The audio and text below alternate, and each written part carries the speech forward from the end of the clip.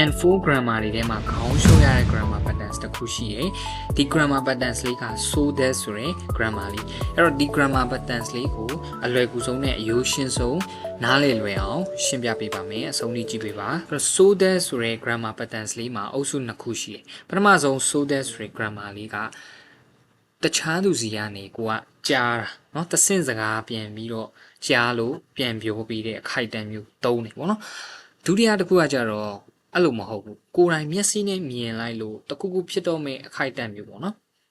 ခက်မှန်းပြီးတော့ပြောတာအဲ့တော့ဒီလိုမျိုးလေးခွဲမှတ်လိုက်အဲ့တော့ပထမဆုံးအုပ်စုနံပါတ်1ဖြစ်တဲ့ so that ဆိုတာဒီ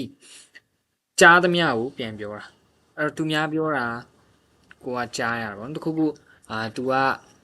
ဂျပန်သွားတော့မယ်လို့ကြားတယ်ဒီလိုမျိုးပြောတာအဲ့တော့ကိုယ်တိုင်မျက်စိမမြင်အောင်ဒီလိုမျိုးအခိုက်အတန့်ကိုသုံးတယ် formula လေးအနေနဲ့ကတော့ futsuke เนาะ plain form ကို so that ပေါင်းတယ်ဒုတိယတစ်ခု e adjective ကို plain form ပြောင်းလိုက်တယ်ပြီးရင် so that ပေါင်းတယ်ဟုတ်ပြီเนาะ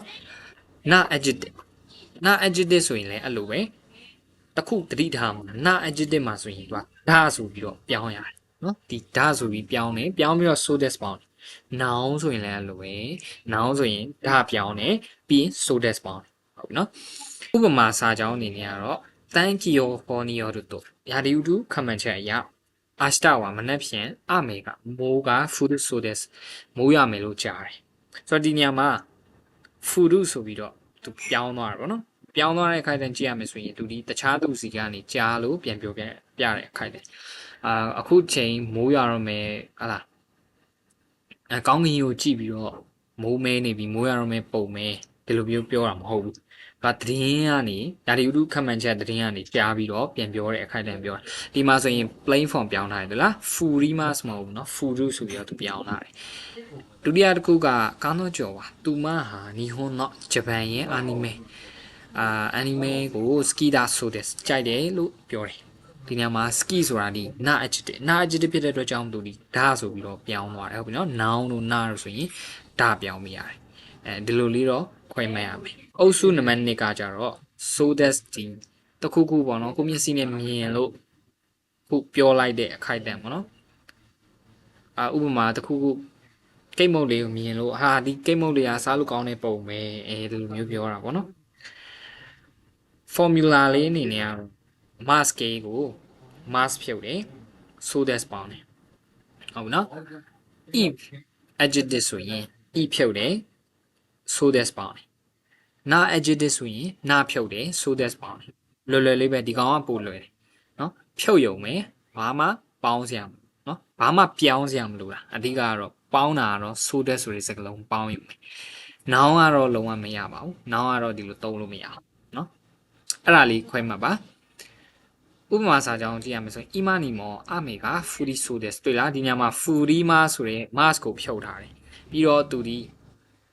so that ပေါင်းထားတယ်အဲ့တော့ဘယ်လိုဖြစ်သွားလဲဆိုအခုတင်မိုးရွာတော့မဲ့ပုံပဲ तू ကတေချာပေါက်ဒီစာကြောင်းကြည့်ရသလောက် तू ဒီကောင်းကင်ကိုကြည့်တယ်ကောင်းကင်က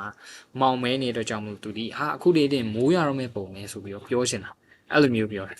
ဒုတိယတစ်ခုကခုနကဒီကိတ်မုတ်လေးက oishi so that တလား e adjective ဖြစ်တဲ့အတွက်ကြောင့် e ကိုဖြုတ်တယ် so that ပေါင်းတယ်အဲ့တော့ဒီကိတ်မုတ်ကစားလို့ကောင်းမဲ့ပုံပဲအဲ့တော့ဒီကိတ်မုတ်ကိုမြင်တော့စားလို့ကောင်းမဲ့ပုံပဲဆိုပြီးတော့ तू ကပြောတယ် e ဖြုတ်တယ်နော်အဲ့တော့အဓိကဒီနေရာမှာကွာခြားချက်လေးတစ်ခုပြောပြမယ်ကွာခြားချက်လေးကခုနကေကီပါဒီကိတ်မုတ်က oishi so this ဒီနေရာမှာ oishi ဆိုတဲ့ e ကို तू မဖြုတ်ထားဘူးဆိုရင်ဒီကောင်လေးဘာဖြစ်သွားမလဲဆိုတော့ तू များပြောတဲ့ဟာကို तू ကပြန်ပြောတဲ့အခိုက်အတန့်ဖြစ်သွားတယ်နော်အုပ်စုနံပါတ်1ပြောင်းသွားတယ်အဲ့တော့ဒီကိတ်မုတ်ကစားလို့ကောင်းနေတဲ့ဟုတ်လားစားလို့ကောင်းနေဆိုတော့စားလို့ကောင်းတယ်လို့ပြောတယ်စားလို့ကောင်းတယ်တဲ့ဒီလိုမျိုးပေါ့နော်အဲ့တော့ကိုယ်တိုင်မမြင်ရဘူးတခြားသူပြောလို့ဒီကိတ်မုတ်လေးကစားလို့ကောင်းတယ်လို့ပြောတယ်အဲ့လိုမျိုးပေါ့နော်အဲ့တော့ဒီညမှာ oishi ဆိုတာဒီ e ကိုမဖြုတ်ထားတဲ့အတွက်ကြောင့်မလို့သူဒီညာပြောတဲ့စကားကိုသူတဆင့်ပြန်ပြောတဲ့အခိုက်အတန့်ဖြစ်သွားပါဘောနော်အဲ့တော့အုပ်စုနံပါတ်1တဲ့ဒီကောင်ဝင်သွားတယ်အဲ့ကြောင့်မလို့တခြားလေး GU site ပါခွဲမှတ်ပါဘောနော်ဒါဆိုရင်အားလုံးအဆင်ပြေမယ်လို့ထင်တယ် info grammar နဲ့ပတ်သက်ပြီးတခုနားမလည်တာများရှိရင်လည်း comment box လေးတွေမှာရေးခဲ့လို့ရတယ်ပြန်လည်ရှင်းပြပေးပါမယ်